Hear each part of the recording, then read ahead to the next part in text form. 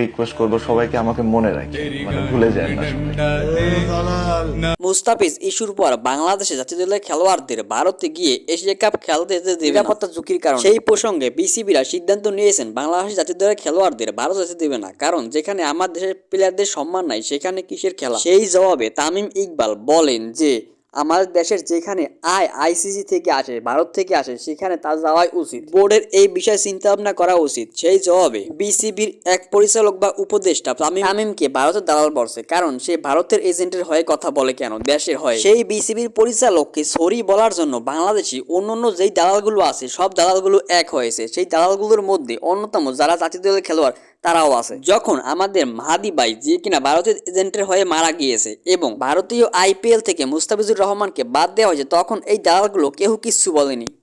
সবাই মুখে তালা দিয়ে বসেছিল। যখন দেখছে তাদের নিজের ইয়েতে পড়ে, টাকা পয়সা লজ্জায়, তখন তারা শুরু করছে দালালগিরি করা। অথচ এর আগে কেউ কিচ্ছু বলেনি, সবাই চুপ ছিল। সবাই তার নিজের স্বার্থ বোঝে, কেউ অন্যের স্বার্থ বোঝে না, দেশের স্বার্থ বোঝে না।